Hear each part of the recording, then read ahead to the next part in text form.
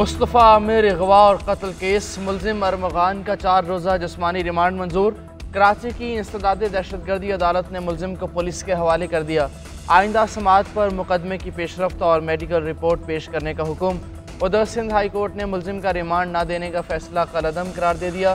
दौरान समाअत अरमगान का पुलिस तशद्दुद का इल्ज़ाम, शर्ट उठाकर देखा तो कोई निशान मौजूद नहीं था। दौरान समाअत अरमगान का वालिद रोस्ट्रम पर आ गया। जस्टिस जफर राजपूत ने कामरान कुरैशी को डांट कर चुप करा दिया। 21 फरवरी को मुस्तफ़ा आमिर की कब्र कुशाई की जाएगी।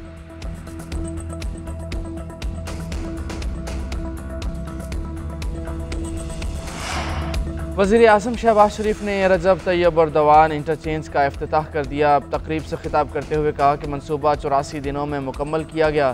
शानदार मनसूबे से इस्लामाबाद में ट्रैफिक सहूलियात मिलेंगी। शहर इक़्तिदार में तरक्याती काम देख कर खुशी हो रही है। कलील मुद्दत में मनसूबे की तकमील लायक तहसीन है। मनसूबे की तफसीलात और इफ्तिताही तकरीब की तस्वीर अपने भाई तैयब एर्दोगान को भेजूँगा। वज़ीर आज़म की मोहसिन नकवी, चेयरमैन CDA और पूरी टीम को मुबारकबाद। शहबाज शरीफ ने मनसूबे की तकमील पर मोहसिन नकवी की काविशों को सराहा।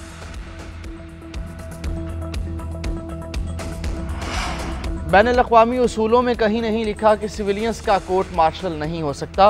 अगर बैनुल-अक़वामी उसूलों पर अमल ना किया जाए तो नतीजा क्या होगा?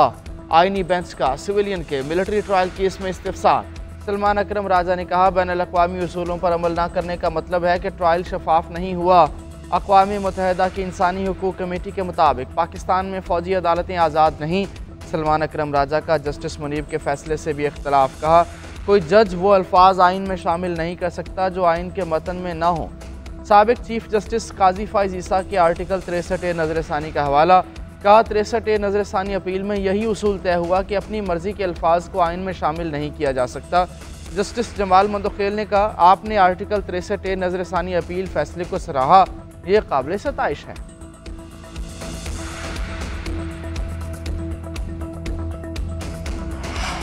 डिप्टी चेयरमैन सैयद आल खान की ज़ेर सदारत सेनेट का हंगामा खेज इजलास। PTI अरकान का डिप्टी चेयरमैन से मुस्ताफ़ी होने का मुतालबा। चेयरमैन सेनेट को बाजियाब करो के नारे। शिबली फराज ने कहा, जो बिल ऐवान में आता है उसको कमेटी में भेजा जाता है। हमने देखा है, आप पार्टी बन जाते हैं, आपका अपोजिशन अरकान से रवैया दुरुस्त नहीं। अरकान के लिए नामुनासिब अल्फाज इस्तेमाल किए गए। शोर शराबा करने पर औन अब्बास, हुमायूं अहमद और फलक नाज की रुकनीत मौजूदा सेशन तक मुअत्तल कर दी।